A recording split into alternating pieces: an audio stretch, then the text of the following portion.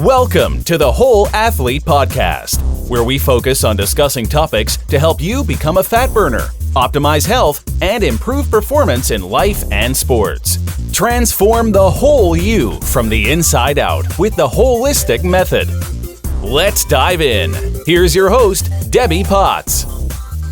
Hey guys, it's Debbie, and I am going to dive into a bunch of different topics today. So it's more of a brain dump as I have all these different thoughts in my head, what to do a podcast on, and the list just keeps growing. And I am just going to go into a few things that are on my mind today.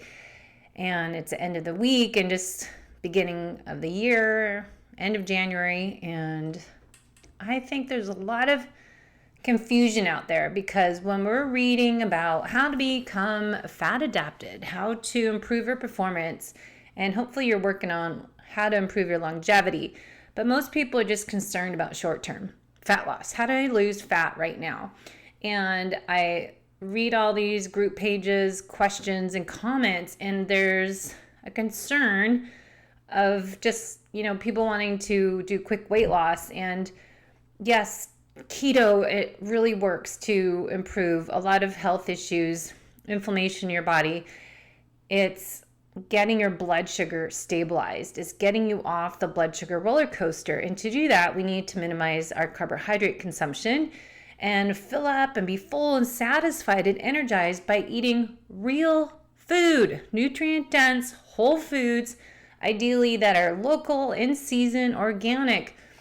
And I think people get confused and just think there's an easy solution and they make it a diet, they make it short term, they're counting their macros instead of counting calories. And some people may be successful that way, but if you grew up dieting like me, one, I cannot count calories at all. I dieted, I think starting in 7th grade, I started doing all these different diets, and until I let that stress of dieting go and just focus on making better choices, eating more fat and protein, lowering the carbohydrates, because those are my trigger foods that make me eat more, overeat, because it doesn't give me that full and satiated feeling. So being low carb for me helps me eat less frequently, not have sugar cravings. I'm full and I'm good for hours. So when you're making that switch from a high carb, could be even good carbs, like people that eat lots of fruit and yogurt and, fat-free stuff, that might not be feeling energizing for you and full. You're still consuming a ton of carbohydrates, especially if you look what's in the ingredients for most people's smoothies. It's yogurt and berries and a banana and I don't know what else they put in. But anyways, I think there's a lot of confusion about what is healthy. What is your reason to become low carb? Speaking in general terms, so not necessarily towards an athlete that most of you probably are, and I strive to be always an athlete again, but I think we need to look at nourishing our cells. Our body's built on cells. Our cells are accumulated. We have thousands of cells, and they make into tissues, and tissues make into organs, into body systems. And we need to really work on optimizing our health, our mitochondria, so working at a cellular level. If we want to improve our ability to burn fat, if you want to improve your performance and increase your performance gains, and if you want to work on the aging process and not get all wrinkly, decrepit, and hunched over and feeling lethargic. Instead, we should get older and feel more vitality and thrive every day. So going back to trying to be fat adapted, you will do it, and it should be a lifestyle, not a diet. It's a new eating plan that you have to be strict 4 to 6 weeks, sometimes longer for people, until they break that addiction to sugar. So all these people looking for sugar substitutes as fake sugar sweeteners that are actually good for constipation, so they'll give you diarrhea probably if you need some erythritol and some other of those fake sweeteners.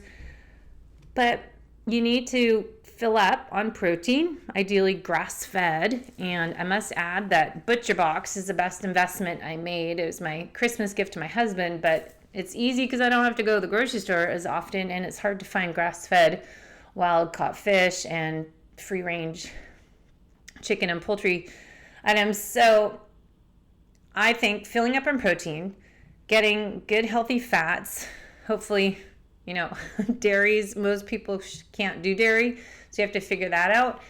But having that as your main focus point, I made mac and cheese, cauliflower mac and cheese, and had a steak. The other day I just had eggs and a grass-fed burger I had a grass-fed burger and an egg and bacon one day. That's my favorite, with avocado on it and Primal Kitchen mayonnaise. And so I don't need to have all these side dishes and carbs and as like starchy carbs. Once you fill up on protein and fat, you really don't have any, you're full. You don't want to eat anymore. If you start with those carbohydrates, you may feel more full, wanting to eat more. And when I start coaching people in my health coaching program, and I'm just doing one-on-one 90-day programs with people, doing their functional lab testing and really looking at the whole individual from the inside out at a cellular level, doing 5 to 6 functional lab tests, looking at their metabolic typing, looking at their blood sugar testing, using Keto Mojo each day and tracking their symptoms to their food, looking at their DNA fit reports, and taking all this information into account with our metabolic chaos scorecard we use as FDN practitioners.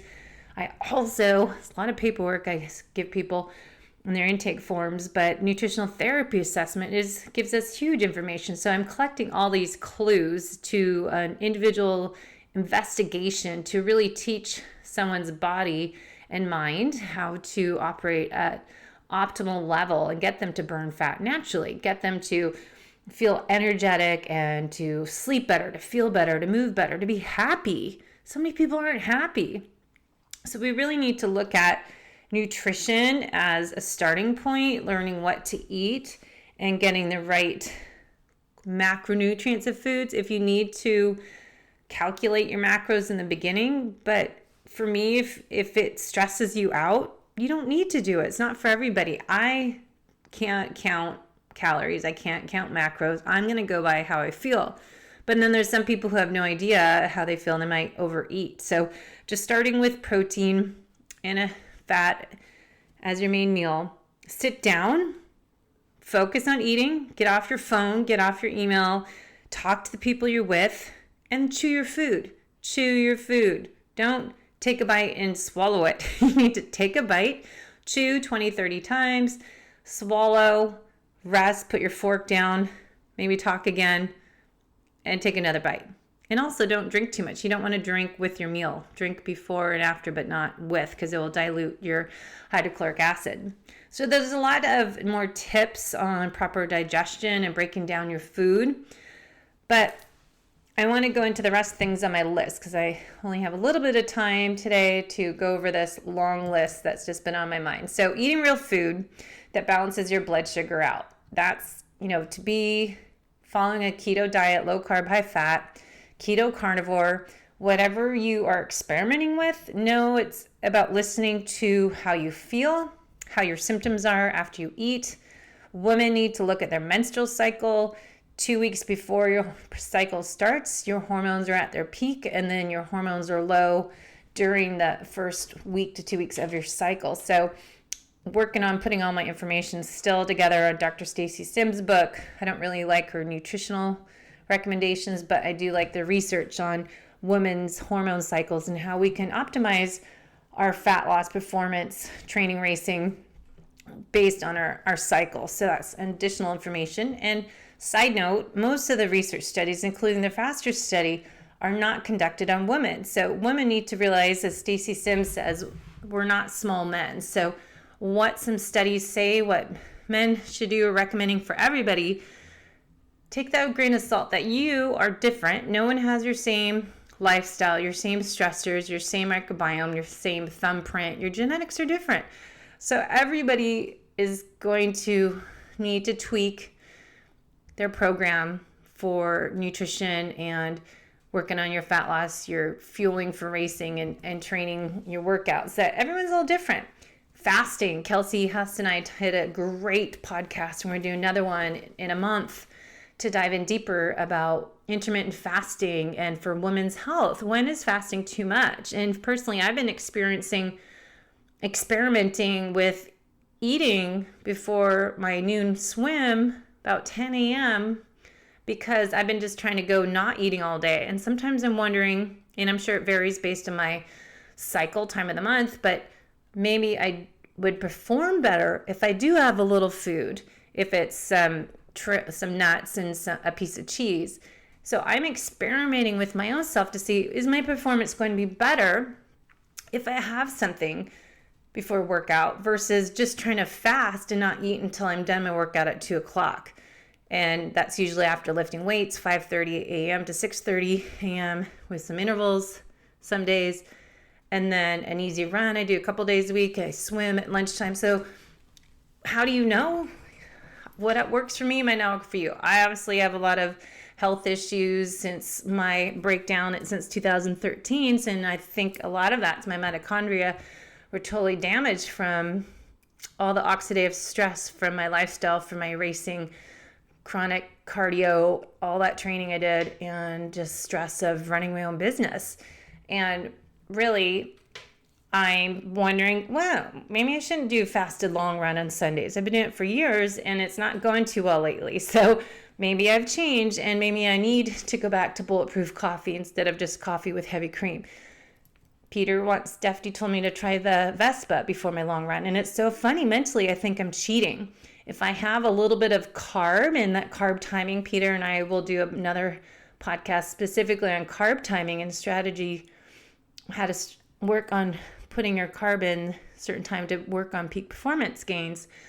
But for me, maybe I should have a little something before my long run because my heart rate isn't 130 to 120 on my long runs. It's harder to keep my heart rate down. So if I'm doing some interval training, especially for an hour and a half to 2 hour run, I'm going to deplete my carbohydrate stores a little bit more. So that's different than on a bike. I can keep my heart rate 120 to 130 pretty easily. Anyways, just something to think about, takeaways for and apply to your own life. But my life is different right now, and I'm transitioning to starting a new business, doing my health coaching program online, coaching individuals to optimize their health from the inside out with lab testing. And you just need to experiment with yourself. So let me go back to my list. If you look at the show notes, I typed up a bunch of ideas. So I just call it the brain dump. Number 1, every stress response is a blood sugar response. So keep that in mind. That's a big one. So all these people that are being, sharing their successes and wins on social media, there's people that are struggling and not getting the results that someone else is. I want you to know if one of those people that were like me, that you're not feeling like you're losing weight, you're not losing 10 pounds, and you're following all the rules and the recommendations, there's probably some red flags. Your body's telling you that you're ignoring, that there might be something else that you could do. Maybe you need to look at if you have hidden internal stressors. So as an FDN practitioner and I'm a nutritional therapy practitioner, what we do is we look at the lab testing. What are some functional labs that we can do? Look up chronic stressors are going to cause what we call metabolic chaos. Just everything goes disarray if one thing is off. So if you read my book that I wrote 2015, so suddenly 5 years ago, I wrote my book, Life is Not a Race. It is a journey with the holistic method. You can help learn more about me and my journey reading that book because I spilled out everything was going on with me. And that is on Amazon. So metabolic chaos, we have this breakdown of body systems. And the symptoms are all over the place. And everything relates to something else. Everything is overlapping. So it's really hard to know what is the root cause. When you have fat loss, challenges to lose weight, when you have fatigue, when you have brain fog, when you have memory issues, when you can't fall asleep, or maybe you can't get good quality sleep and you wake up tired. Maybe you just lack motivation to work out and you're not recovering from your workouts when you do it. Maybe you're sensitive to light, you're anxious, you're depressed, you're irritable, you're crashing in the afternoon, and then you get a second wind at nighttime. There's a lot of people that have way too much coffee. They forget about the importance of water. And then people that have immune system issues, digestion issues. You can't maybe gain weight. So the list goes on, but metabolic chaos leads to dysfunction with your endocrine system, your hormones. We've got immune system issues, detoxification, digestion issues. We have energy system issues, so mitochondria function, and our nervous system, gets stuck in that sympathetic dominance. And all this stuff can lead to immune issues, fat metabolism, protein metabolism. We can have dysfunction everywhere in the body, the hormones and muscle skeletal issues. There's so much neural tissue health. So all these things relate to dysfunction or imbalances in your body. So oppositive dysfunction and imbalances are homeostasis, balance in the body. So what we're trying to do is bring the body back to balance, restore vitality by bringing all these different things, sources, contributors, and causes of metabolic chaos back to optimal level. So we don't treat any of these one thing specifically, we just work on treating everything. So a lot of times you might be the individual that is trying keto, you're trying carnivore, but maybe you're like me that can't digest protein very well. I have to have a lot of digestive enzymes. Maybe your blood sugar is still out of whack because you're constantly stressed. I know people that work way too many hours a day and they have a stressful job, and so they keep trying these different food plans and trying all this, but they don't realize that it's not the nutrition that's the main problem of their weight gain. It's the stress of their job, their commute. Then there's people that have chronic exercise, and lifting weights is something they don't do. They rather just do cardio for 2 hours, and that chronic cardio will cause additional stress and mitochondria dysfunction from doing too much of anything. So mitochondria we're talking a lot about lately. I do want to talk about happiness, playing in gratitude, and then different things here. So more towards, yes, fat loss, keto's not working for me. Maybe you need to get the lab testing.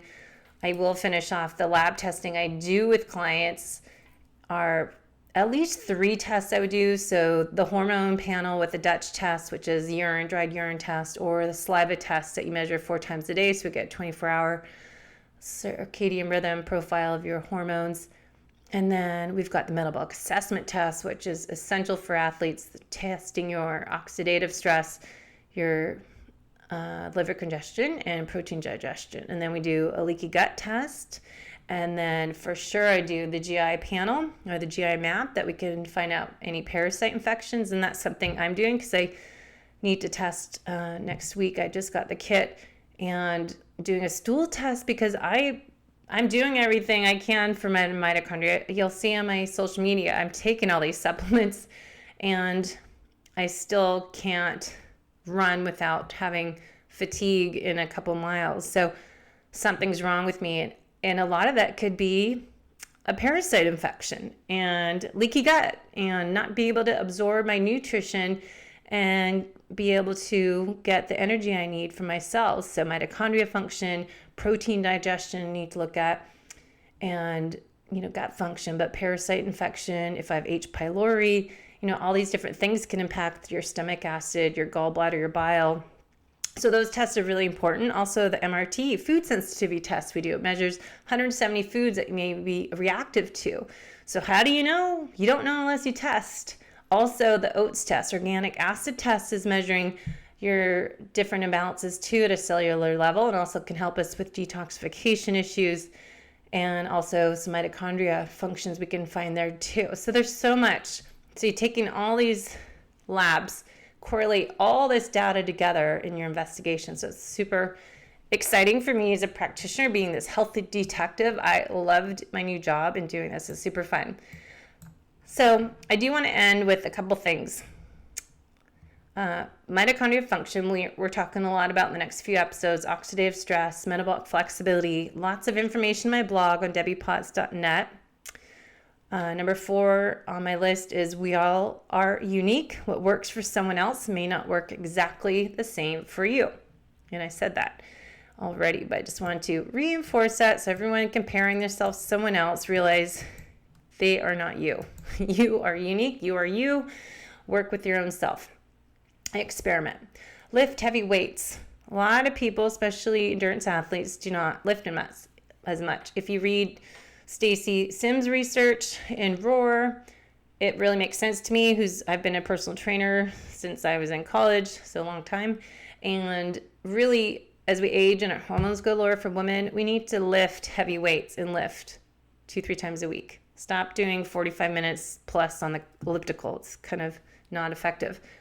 I lift weights. I mix it up. I do mobility work, stability. I'm training movement. I'm trying to work on my core, work on what we'll do with Scott Olson, a podcast on your tripod feet. And I call it suspenders from your lower ribs to your hip bones, connecting your core and sitting back with your sit bones and working on posture for every exercise and using a block between my middle thigh to help engage the little muscles, the stabilizers. So I'll do more podcasts on Friday if you're interested on strength training exercises for athletes and examples of routines I do. I'm not really big on social media every day like a lot of other people are, so I'm not so consistent, but lifting weights.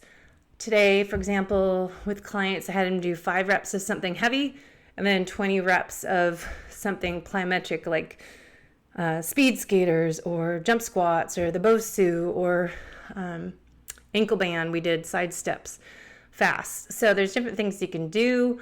I like doing supersetting. I like doing weights 5 to 8 reps. And then I did 3 exercises working the same muscle group. And then I went and did 1 minute on the Woodway curved treadmill that kicks my butt. And then I come back and do another round. So there's a bunch of different ways to mix it up, but muscle confusion is key. All right, last 2 things. Disconnect to connect with others. It's really annoying, and you might start paying attention to how frequently this is happening. And of the youth of today, I'm afraid what's going to happen in our future. So not being on the cell phone all the time. Don't walk and look at your phone. Stop, look at it. Don't drive with your phone. Pay attention, focus, be present.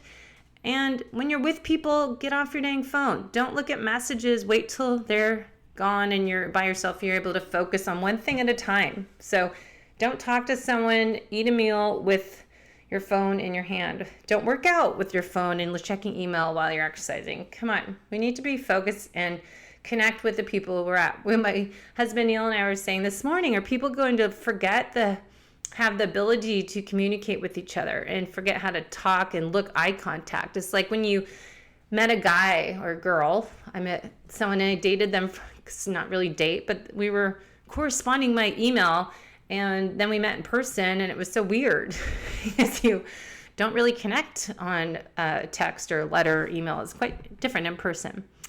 Lastly, happiness. Get outside in the morning, get fresh air, get daylight exposure, see the sun if possible. And there's a 5-10 rule. If you see someone 5 feet from you, say hello. If they're 10 feet from you, you do a greeting, a wave, acknowledgement. My husband told me today that if you want to start your day off the right foot, well, of course, we make our bed as the first rule to start your day right, and the most successful people make their bed first and don't check email, something like that. But say hi to at least 5 people. The first 5 people you say in the morning, say hello or good morning, and be that one happy person. And then lastly, I did have one more here, paying attention to your red flags. I kind of said, but I'll say that again. It's really important, you guys, to pay attention when you're doing all this keto, carnivore, and different styles of eating. it works for most people, but if you have imbalances inside your body, hidden internal stressors that we can look into an investigation with FDN health detective processing, with functional lab testing and all these other assessments I incorporate into my coaching program, you need to pay attention to those red flags, because I have some people that tried fasting and they had heart palpitations. It was too much of a stress for them. If you're trying to change your metabolism to be a fat burner, but you have high stress, we can't just change what you're eating right away and be fat adapted. You may need to identify your internal hidden stressors and work on those and stabilize your blood sugar with low carb food, but you might find your body needs some support with nutrients and a protocol to help work on healing your gut, healing your mitochondria, and getting everything working. So see the show notes, all the links are in there, and talk about OFM the next episode. And then we got Kelsey next couple episodes from now talking about the fasting for women, and then we'll figure out what we can do in the future doing a fasting challenge for women. So that's all. I gotta go, and I hope you do something that makes you laugh, smile, and just be silly today. All right, get outside and get some fresh air. Thanks for listening to the Whole Athlete Podcast. If you have any questions, feedback, or topic suggestions, let us know on Facebook or at wholeathletepodcast.com. You can help us continue and grow by leaving a review on iTunes. Thanks again, and see you next time.